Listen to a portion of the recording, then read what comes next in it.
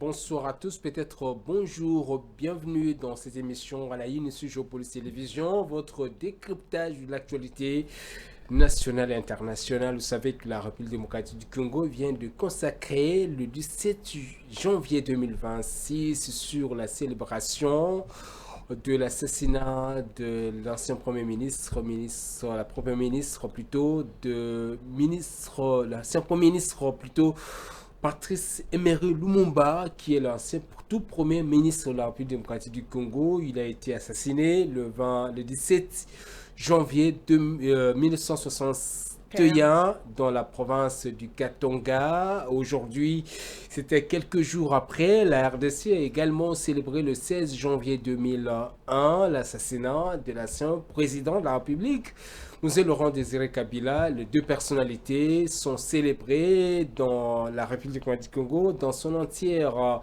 tout cas dans l'entière superficie de la République démocratique du Congo. Aujourd'hui, la RDC célèbre ses héros, mais que reste-t-il effectivement de l'héritage Lumumba et de Mzee Laurent Désiré Kabila? C'est le thème de cette émission à la une de ce lundi, en tout cas 19 janvier 2026. J'ai le plaisir de vous présenter cette émission accompagné de mes deux collègues. Il s'agit à ma gauche, à votre droite, de Domomat, qui est directeur des informations à Géopolitique Télévision.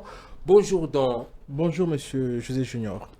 Bonjour, merci beaucoup d'avoir accepté cet entretien. C'est un jour férié. Votre équipe continue à travailler justement pour me rapporter les grands thèmes de l'actualité qui s'est passé justement à travers le pays ce 19 janvier 2026. C'est parce que c'est la date qui a été consacrée par les autorités du pays pour célébrer justement cette journée du 17 janvier 2026 pour consacrer le 65e anniversaire de l'anniversaire de Patrice Emery Lumumba, après la célébration de 25 ans de la mort, de l'assassinat de Mzee Laurent Désiré Kabila. À votre gauche, à ma droite, à la maison, justement, il s'agit de Daniela Kalela. Bonjour Daniela. Bonjour José Junior, bonjour aussi à nos fidèles téléspectateurs de À la Une. Merci beaucoup de votre participation à cette émission Un jour férié. Nous parlons justement 65 ans après, que reste-t-il effectivement de l'héritage Lumumba, et 25 ans après, qu'est-ce qui reste-t-il effectivement de l'héritage Mzee Laurent Désiré Kabila, et les deux héros nationaux qui ont combattu pour la défense de l'intégrité territoriale de la RDC, notamment le premier pour la sauvegarde de la souveraineté de la République démocratique du Congo, qui a été soustraite effectivement de main des occupants de la colonisation belge. Aujourd'hui, la RDC est un pays indépendant, souverain. Et aujourd'hui, la République démocratique du Congo qui célèbre également Mzee Laurent Désiré Kabila 25 ans après, l'homme qui a dit non justement à l'impérialisme occidental, semble-t-il, aujourd'hui, mettant fin à l'occupation rwandaise, et le Rwandais qui l'ont accompagné jusqu'à obtenir le pouvoir défenestrer Joseph Désiré Mobutu de la tête du pays. Aujourd'hui, que reste-t-il effectivement de l'héritage de ces deux personnages? Nous parlons également dans cette émission comment aujourd'hui les différentes journées consacrées à la célébration de nos héros nationaux, comment ces journées qui sont malheureusement cette année 2026 se sont succédées depuis vendredi dernier jusqu'aujourd'hui lundi, qui se sont succédées par les journées ville morte avec des conséquences économiques incommensurables. C'est l'aspect économique justement de ces opérations qui fait aujourd'hui que nous devions parler pour voir qu'est-ce que le pays gagne, qu'est-ce que le pays perd. Parce que vous vous souvenez, il y a quelques temps, il y a un expert des Renault, Al Kitenge, qui a déploré le fait que la RDC consacre autour de 21 jours justement de la journée de l'année pour célébrer les différentes dates de la République démocratique du Congo, et manque à gagner sur le plan économique. Alors on va voir exactement qu'est-ce qui se passerait aujourd'hui entre Lumumba Kabila, quel héritage pour la République démocratique du Congo en 2026? C'est la première question que je pose à Domomat. Qu'est-ce qu'on retient aujourd'hui de Mosé Laurent Désiré Kabila et Patrice Emery Lumumba qu'on a célébré depuis vendredi, nous sommes aujourd'hui lundi? Alors, merci pour la parole. C'est difficile de répondre à cette question d'emblée. Qu'est-ce qu'on retient d'un si grand personnage comme Lumumba? Déjà, pour commencer, je l'ai toujours dit, Lumumba, c'est un de ces personnages qui ne s'est reproduit qu'une fois le siècle. Et perdre quelqu'un de comme ça signifie que énormément, il y a beaucoup de choses qu'il a léguées. Premièrement, c'est d'abord l'unité nationale.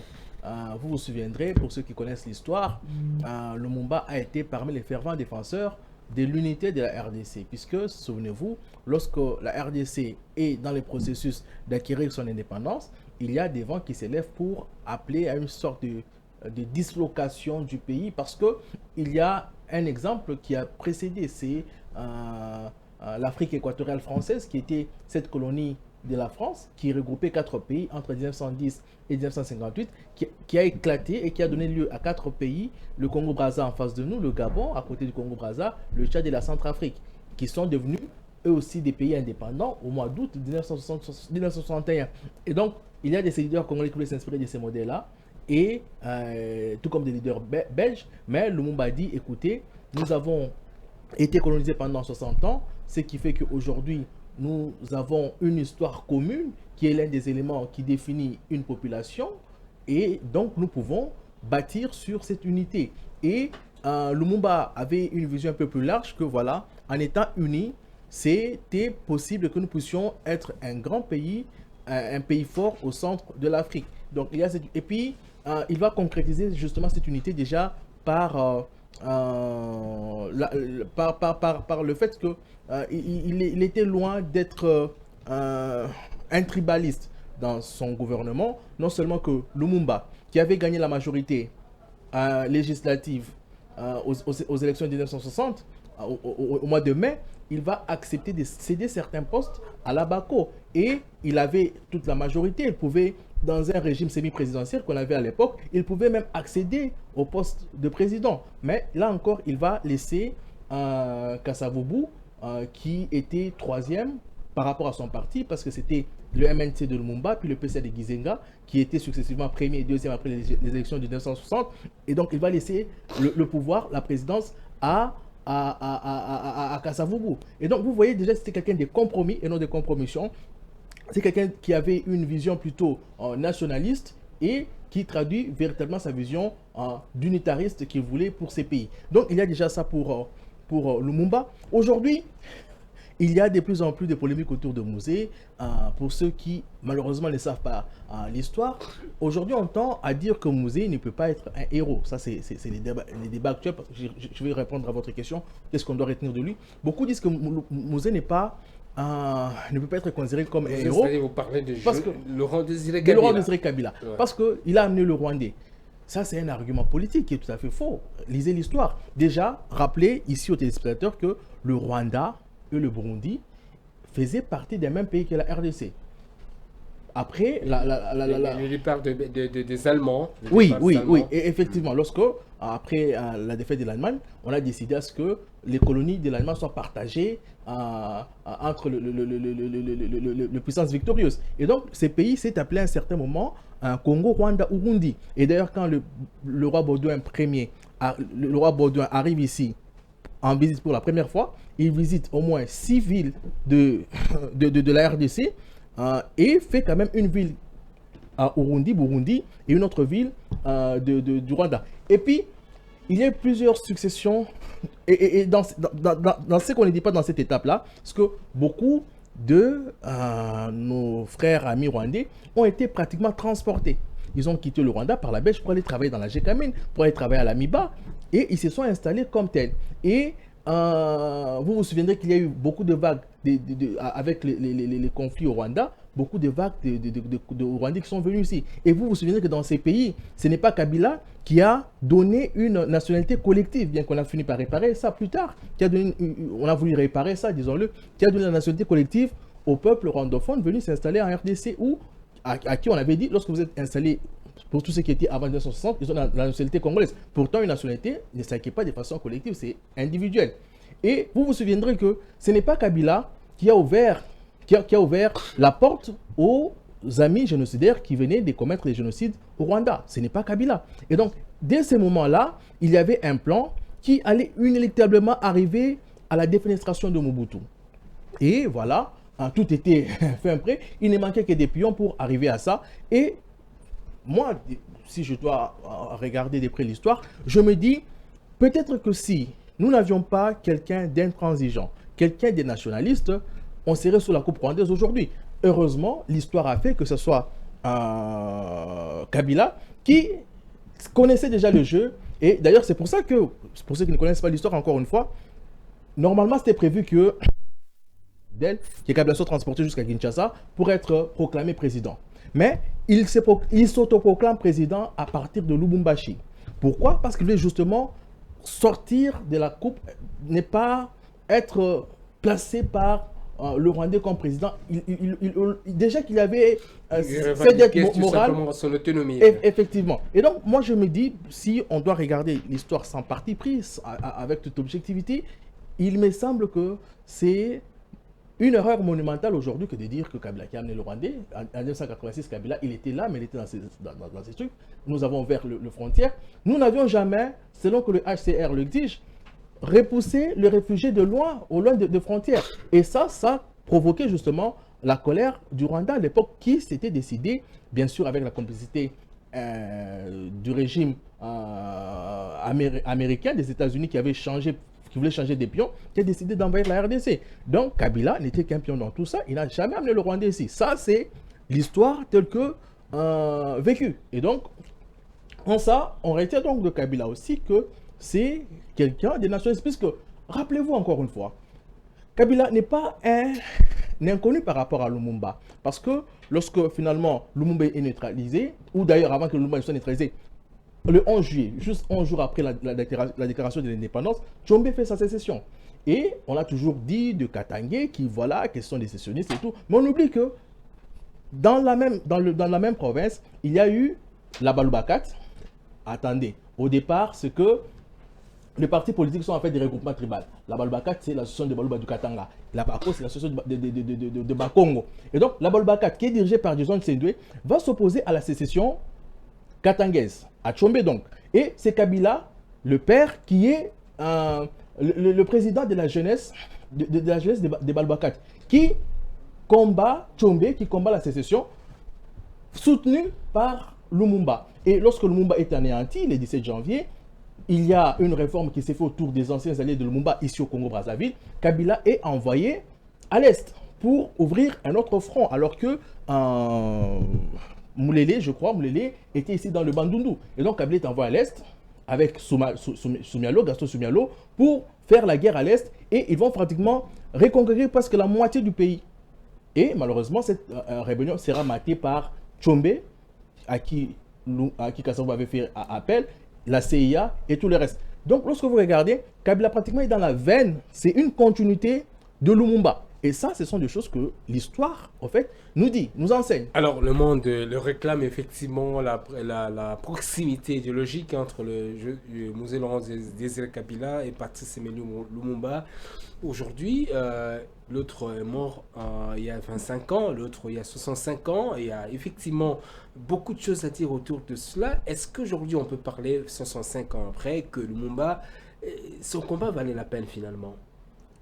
Lorsque vous prenez tout simplement son discours, vous vous rendrez compte que il n'y avait pas une seule minute à perdre. Lorsque vous êtes dans votre propre pays et que on vous est asservi et qu'on vous coupe le main pour lorsque vous n'avez pas atteint un certain quota de caoutchouc, lorsque vous êtes dans votre propre pays, attendez, les gens quittent aujourd'hui n'importe où, viennent à Kinshasa, viennent à la Gombe. Il faut leur dire qu'avant c'était interdit. C'était pas. Moi, mon grand-père, il est venu à Lubumbashi, il a dû recevoir une lettre comme quoi il était malade, il devait venir pour se faire opérer. Voilà ce qui va le permettre d'entrer dans la ville de Lubumbashi. Et quand il arrive à Lubumbashi, il est coincé à Kamalondo parce qu'il ne peut pas arriver au centre-ville de Lubumbashi. Même chose ici. Les gens ne se rappellent peut-être pas, vous ne le savez pas, tout a changé. Au départ, avant, il y avait des arbres tout autour de la Gombe. Pourquoi? Parce que on disait même que quand le noir doit entrer à la Gombe, les arbres là devraient purifier l'air. Voilà pourquoi il y avait autant d'arbres autour de la Gombe. Lorsque vous vivez dans cette situation, dans votre propre pays, les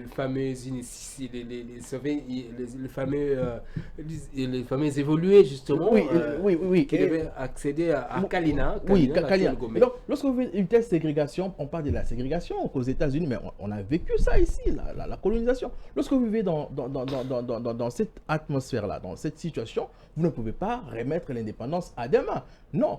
Nous, peut-être qu'après qu'on ait eu l'indépendance, nous n'avons pas si bien négocié la transition, mais dans d'autres pays qui ont également accédé à l'indépendance pendant pratiquement ces années-là, il y a quand même un semblant d'évolution. Lorsque vous allez au Ghana, les Ghana étaient indépendants avant la RDC, il y a eu combien d'élections présidentielles crédibles? Combien de présidents se sont succédés? Il y en a eu autant. Lorsque vous allez dans d'autres pays, même s'ils sont vraiment à compter du bout de doigt, mais attendez, il y a quand même évolution. Lorsque vous allez autour de la Tanzanie, il y a quand même un semblant de développement, un semblant d'évolution démocratique. Lorsque vous allez, quel pays citer en tout cas, il y a des pays qui ayant acquis l'indépendance en 1963. On reviendra justement autour de ces questions de développement, comme les images le montrent. Tout ça, c'est la ville de Kinshasa, il y a 65 ans, effectivement, en 1960-61. Effectivement, c'est une ville, semble-t-il, qui était un peu mieux que d'autres villes de la sous-région. La RDC, qui ressemblait justement, le niveau de développement était au-delà, presque comparative aujourd'hui, selon les experts, au niveau de développement du Canada ou de l'Afrique du Sud. Aujourd'hui, la RDC consacre 5 jours, donc du jeudi, du vendredi. Nous sommes aujourd'hui le lundi, ça sous-attend jeudi, vendredi, samedi, dimanche, lundi, 5 jours pratiquement, excepté le dimanche, que les gens ne devaient pas travailler parce qu'il faut célébrer les héros nationaux. Et vous êtes économiste, vous êtes journaliste spécialiste chroniqueuse économique. Est-ce que on peut parler aujourd'hui de conséquences économiques de cette décision par le fait que les gens n'ont pas travaillé et donc ils n'ont pas produit? Alors, merci José Junior pour cette très belle question et je remercie aussi Don Momas pour l'histoire. En tout cas, ça a été très intéressante. Moi, pour ma part, je pense que je parlerai sur... On n'en parle pas trop, mais on n'en parle pas trop étant donné que le Congolais est habitué à travailler d'arrache-pied et pour lui, le fait d'avoir 5 jours de férié ou plus, ça lui permet, ce sont 2 jours de repos et consorts, mais il y a ce qui n'est pas faux, hein, j'en parlerai lorsque je parlerai des avantages liés notamment à ces genres de décisions, mais par contre là on est en train de parler des conséquences quand même négatives autour de autant de jours fériés, notamment l'analyse de Al-Kitenge qui a justement soulevé ces points où il y a 21 jours à peu près, 21 jours de fériés consacrés à plusieurs autres choses. Il n'y a pas que la commémoration de nos héros nationaux, mais il y a aussi pas mal de choses. Alors, sur le plan économique, ça a de conséquences néfastes, d'autant plus qu'il y a... on va dire stagnation des activités économiques. Parce que là, on parle d'une production. Déjà, nous sommes dans un contexte où la croissance de notre pays ou encore la croissance des recettes dans notre pays, que ce soit même des activités économiques, pose de grands problèmes. Mais, on va dire, ne volue pas au rythme normal, si je peux dire ça comme ça, mais nous rajoutons autant de jours de fériés qui ralentissent encore un peu plus les activités économiques. Parce que là, nous avons l'administration qui ne travaille pas, nous avons le marché qui ne travaille pas, nous avons les entreprises et surtout si ces jours de férié coïncident à un jour de la semaine, ça bloque carrément les activités et ça ralentit la production locale qui est déjà de base à un rythme, on va dire, évoluer à pas de tortue. Donc sur le plan économique, avoir autant de fériés, c'est vrai que c'est un manque à gagner pour l'économie nationale, c'est vrai que ça peut peser sur cette Voilà, on question. voit Ça par peut exemple la exactement ville là, peser. effectivement, qui est Exactement. vraiment déserte. Effectivement, il y a Déserte. des gens qui ne travaillent pas. Donc, Il y a beaucoup de commerces qui n'ont pas fonctionné. Ça fait 4 jours pratiquement. Et vous dites qu'effectivement, il y a des il conséquences y a de économiques. conséquences parce que là, cette image déjà nous montre à combien tout est stoppé en fait. L'activité économique est en stop, les commerçants ne vendent pas, c'est-à-dire qu'il n'y a pas circulation ou il n'y a pas échange, il n'y a pas circulation de marchandises, il n'y a pas importation-exportation, donc il n'y a pas activité économique. Donc sur les plans économiques, ça peut peser sur la production, comme je disais, que ce soit la production locale ou même ce que nous faisons de part et d'autre, donc ça peut poser un grand problème. Mais par contre, on ne va pas enlever cet aspect où ça a une partie de positivité sur, on va dire, le capital humain, on va parler de l'humain. Donc, c'est-à-dire que cet individu, déjà, la façon, on va dire, le système de travail de Congolais, c'est quelque chose, ça laisse à désirer dans le sens où l'homme est en train de travailler comme carrément une machine, c'est-à-dire que de plus en plus, il dépense beaucoup d'énergie tout le jour et sans compter les difficultés tout au long du trajet pour aller ou se rendre au travail ou que ce soit des activités, je sais pas moi, au marché et d'autres. Donc l'homme congolais ou encore le capital humain s'est réduit. On va dire à court terme déjà, la production n'est plus au max. Pourquoi? Parce qu'on dépense trop en termes d'énergie. Alors c'est la raison pour laquelle le Congolais voit les jours fériés comme le jour des repos. Donc ça me permet de me détendre. Et aussi, l'autre partie positive, c'est que les autres secteurs d'activité fonctionnent, comme les loisirs, les sites touristiques. Vous voyez, donc en fait, il y a vraiment quelque chose, il y a à peser par-dessus. Certes, d'une part, ça fait ralentir les activités économiques qui déjà n'évoluent pas normalement, mais de notre côté, formel, mais formel, dans l'autre côté, voilà. vous trouvez Oui, nous soulevons d'autres secteurs d'activité d'activité qui se retrouvent. Voilà, qui se retrouvent. Donc voilà, y penser comme le président de la République va penser ou sortir une ordonnance pour regrouper justement le jour férié pour commémorer la mémoire de nos héros nationaux. C'est bien, ça sera une très bonne chose parce que ça nous fera d'une pierre deux coups. En même temps, parce que là, on n'est pas en train de parler des faits d'ignorer ou d'éradiquer carrément les personnes qui ont écrit l'histoire de notre pays, mais on est en train aussi, d'autre part, de voir les avantages qu'on peut tirer justement de ça. La décision du président de procéder à la commémoration collective des héros nationaux, ça répond plutôt à beaucoup plus à une question économique que politique. Aussi politique, comme je le disais ici. Sur le plan économique, oui, c'est avantageux. Pourquoi? Parce que ça fait moins de jours fermés, moins de jours, on va dire, stériles. Ça fait plus de jours pour les activités économiques et pour tout ce qu'on peut faire, enfin, pour les activités et pour la circulation, la production ou la productivité économique. Ça fait plus de jours. Mais d'autre part, comme je le disais, je tiens à marteler que l'idée n'est pas d'ignorer ou d'éradiquer carrément la mémoire de nos héros, mais c'est pour faire d'une pierre deux coups, c'est-à-dire on a en même temps un jour où on commémore Patrice Emery Lumumba ou Laurent Désiré Kabila, j'en passe, et le reste de jours, il y a les activités économiques qui continuent quand même à marcher. Alors, de moment, comment analyseriez-vous justement cette situation aujourd'hui, la RDC qui veut tout simplement réduire ou se raccourcir, brasser toute cette journée internationale consacrée à nos héros nationaux, effectivement pour en faire une journée et dans une ordonnance présidentielle. Est-ce que c'est une mesure politique? Parce que selon la logique, l'idée de l'ordonnance est justement pour renforcer l'unité nationale. Et l'économiste Daniela vient de dire finalement que ça répond à un impératif économique. Alors, Daniela a une analyse vraiment équilibrée, mais je suis quand même obligé d'aller contre ça. Ça c'est d'aller contre ça dans le sens que ça c'est purement économique pour des gens qui gèrent les finances, l'économie et tout. C'est bon. Mais je nous ai dit, ceux qui ont lu par exemple Civilisation Barbarie de Cheikh Anta Diop, vous vous souviendrez que parmi les éléments qui font qu'une nation ne soit pas une populace, il y a l'histoire. Il faut une histoire commune, ce qu'on a. Et une histoire tourne autour des hommes. C'est comme ça que vous avez, en Grèce, vous avez beaucoup de mythes vous avez beaucoup de mythes. Vous êtes aux États-Unis, vous avez des grands noms. Tout à l'heure, lorsque il suffit que Trump évoque une question de guerre, il cite un général américain. Et il cite Monroe qui faisait placer les États-Unis au-dessus de la mêlée. Au fait, l'histoire, elle est faite des hommes. Parce que ce sont les hommes qui font l'histoire.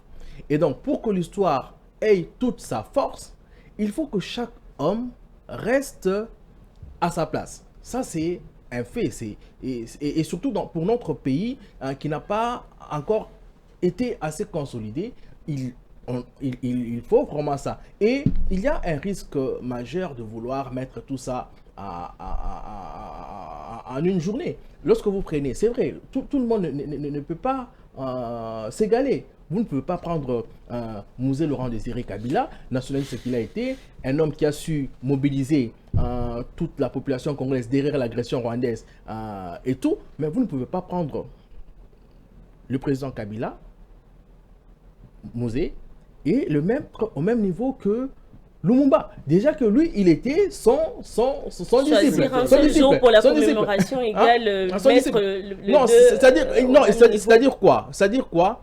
Il risque il y a ceux qui risquent d'empiéter sur les autres. C'est les risques. Et donc, si vous prenez, les DG de cette entreprise, vous dites, bon, vous allez célébrer mon anniversaire avec l'anniversaire du DG de l'entreprise. Ici, vous verrez tout naturellement que moi, je vais passer à côté. On va m'oublier carrément. Parce que tout le monde va mettre l'accent sur les DG de l'entreprise. Et ça, c'est un fait normal. Et donc, il y a ces risques-là que nous puissions retomber dans ça. Et puis, notre économie, on dit de l'économie qu'elle est à 80% informelle. Quand on dit qu'elle est informelle à 80% ou 70%, je ne sais pas. C'est-à-dire quoi? C'est-à-dire que chaque jour, ce sont nos frères et sœurs, nos mamans qui vendent le pain. Déjà, celles qui vendent le pain et tout vont continuer à faire leurs activités. Et ceux qui vont travailler, je ne sais pas où, vont d'une certaine manière continuer à vaquer à leurs occupations. Et parce qu'ils ne sont pas dans le formel, ils ne sont pas dans une entreprise qui leur donne des vacances. Combien parmi nous, demandez aux Congolais, combien vont en vacances? Combien vont en vacances? Si beaucoup de Congolais avaient cette opportunité-là d'aller en vacances, on se plaindrait de manque d'avions, parce que nous n'en avons pas plus de 10 avions, pas plus de 20 avions. Lorsque vous prenez pour 100 millions de personnes au Congo, nous n'avons pas plus de 20 Boeing. Donc, s'il y avait, il y avait des gens qui allaient en vacances tout le temps, régulièrement, parce qu'ils ont des vacances accordées par le travail, on ressentirait ça. On ressentirait dans les trafics fluviaux, dans les trafics routiers, on sentirait ces poids-là. Mais il n'y en a pas, parce que beaucoup de gens sont dans l'informel, ils travaillent pour leur propre compte. Et alors, si, comme elle a dit, et je suis tout à fait d'accord avec elle, si quelqu'un se décide pour 1-2 jours de rester chez lui, bien entendu, il va prendre ses précautions. Et rappelez-vous, généralement, le mois de janvier, pour ceux qui ont de la chance de travailler justement dans les entreprises formelles, ils ont bénéficié de quelques cartons, des Mpiodi, des Saint-Char et tout, qui peuvent tenir pendant un mois.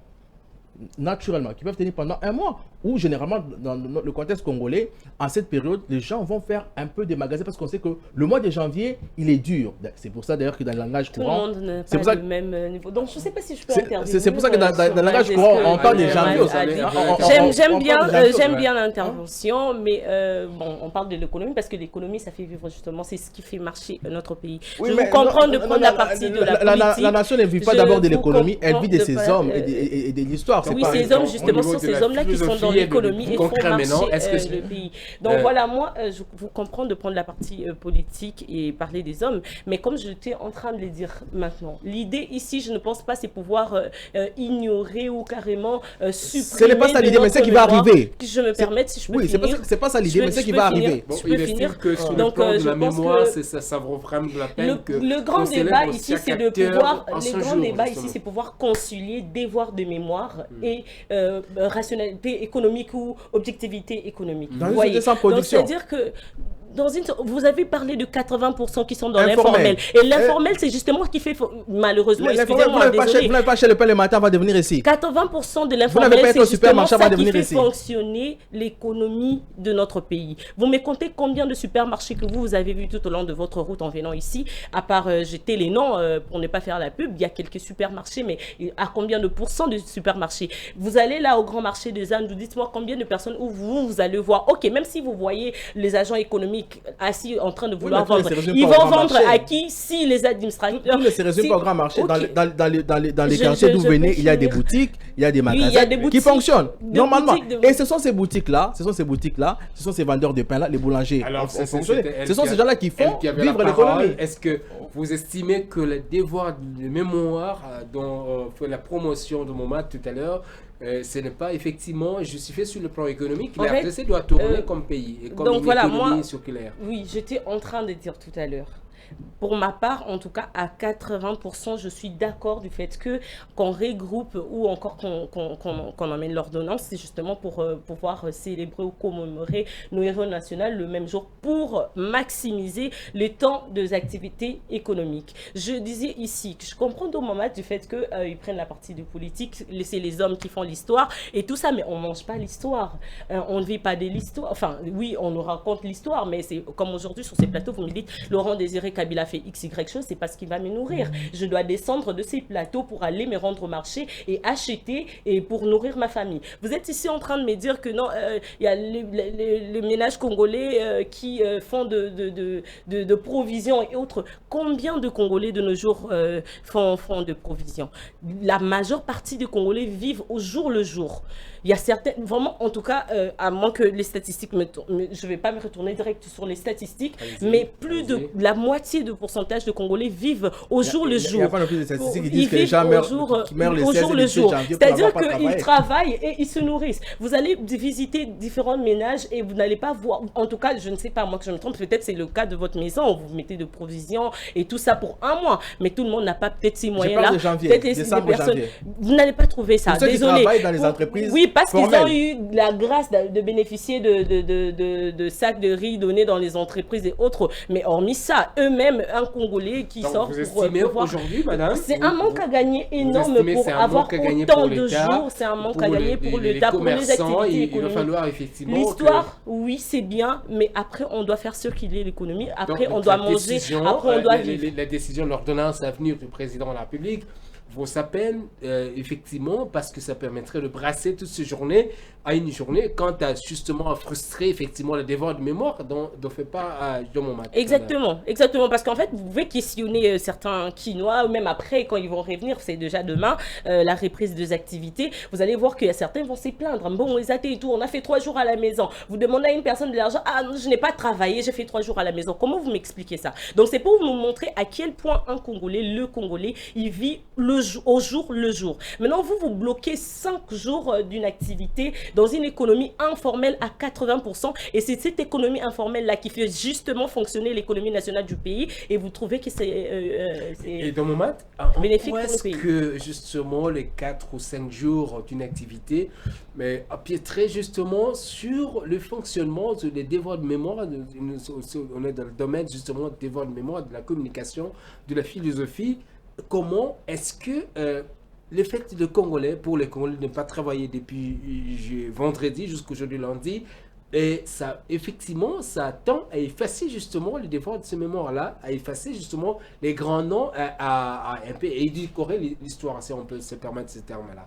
Nous sommes dans un pays qui, bien qu'au-delà de 60 ans d'indépendance, a encore besoin de cette unité nationale-là. Ça, c'est un fait. Et déjà, surtout que nous sommes dans une situation de fragilité. Nous avons une partie de la République qui est occupée par le M23. Regardez la liesse populaire qu'il y a eu après le départ du M23. Souvenez-vous de la ville d'Uvira. Dans la ville de Viras. Souvenez-vous lorsque M23, le Goma est tombé, que ce soit en 2012 ou actuellement. Regardez combien de Congolais sont attachés à leur unité nationale. Et même ceux qui sont ici à Kinshasa ou ailleurs, regardez comment on a été touché dans notre fin fond lorsque toutes ces villes sont tombées entre les mains des rebelles. Pourquoi il y a ces sentiments-là? Ces sentiments-là se créent.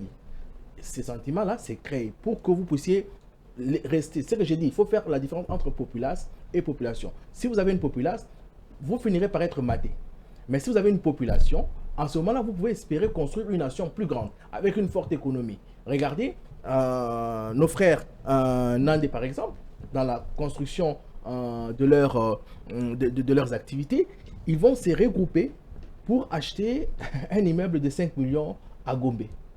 voyez-vous. Mais tout ça, ça part d'abord de l'identité, du fait que nous nous sentons appartenir à une seule communauté. Et c'est d'abord ça qui va maintenant vous créer une...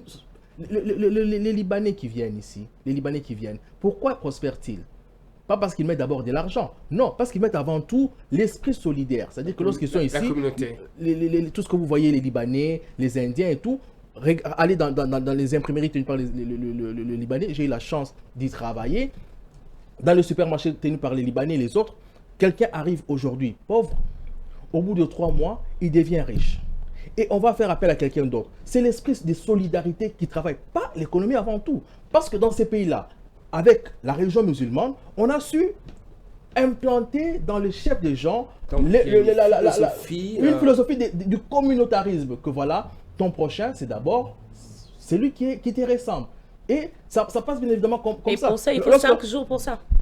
En fait, il faut 21 jours de férié pour ça. En fait, non, maintenant, tout ça, tout ce qu'on fait là, ça doit contribuer justement à asseoir cette... C'est parce que nous n'exploitons pas ça assez. Nous nous limitons tout simplement à nous réveiller le 16 janvier, le 10 janvier. Qui enseigne l'histoire dans notre pays? Personne.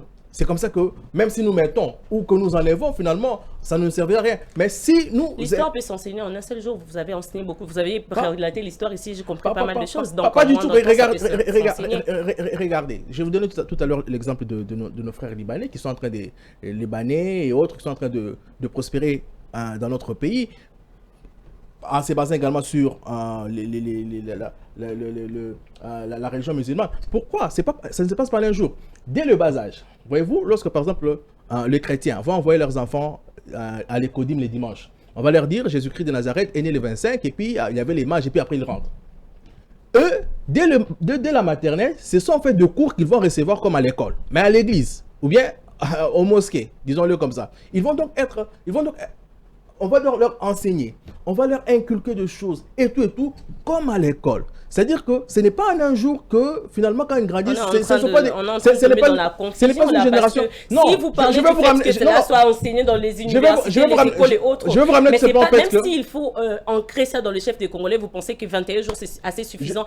Allez, sortez là en bas, demandez, vous êtes aussi journaliste, faites un reportage, demandez à combien de Congolais qui connaissent l'histoire depuis qu'on a commencé à commémorer, depuis qu'on a eu le justement, c'est parce qu'on n'exploite pas ça très bien. Justement, l'idée, c'est... Excuse-moi, c'est d'abord de maintenir ce qu'il y a. On maintient d'abord ce qu'il y a. On y met un accent et après on verra. Nous, on est tout simplement dans le folklorique. C'est ça le problème. Les 21 jours, ce n'est pas en un mois. Aujourd'hui, vous êtes journaliste comme moi. Vous avez des journées internationales. Vous avez des journées internationales, vous en commémorez presque chaque jour.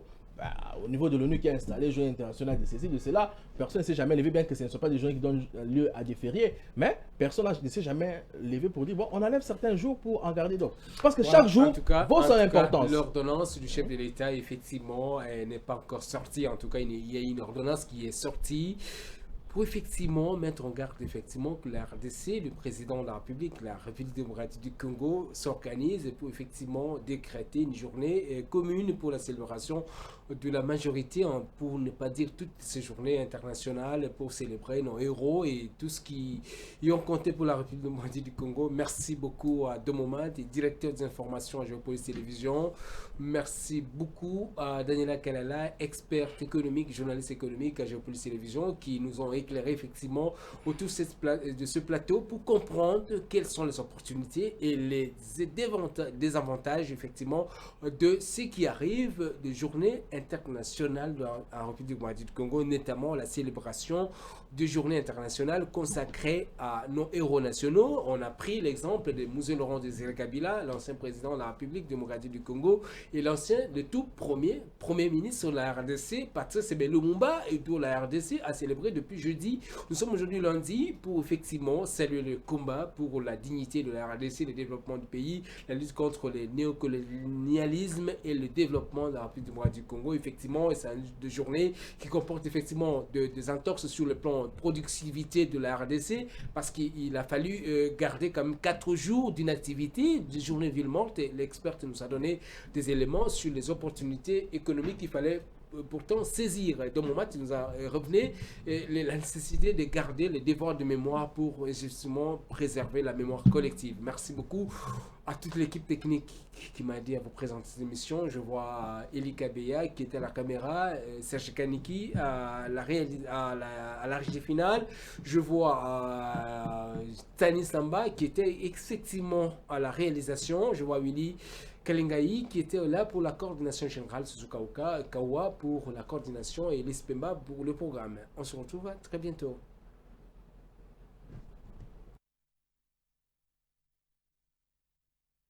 Des peuples opprimés aurait fêté son centenaire l'année qui vient de s'achever. Né en 1925, Patrice Emery Lumumba a été le tout premier chef du gouvernement du Congo, actuellement républicain.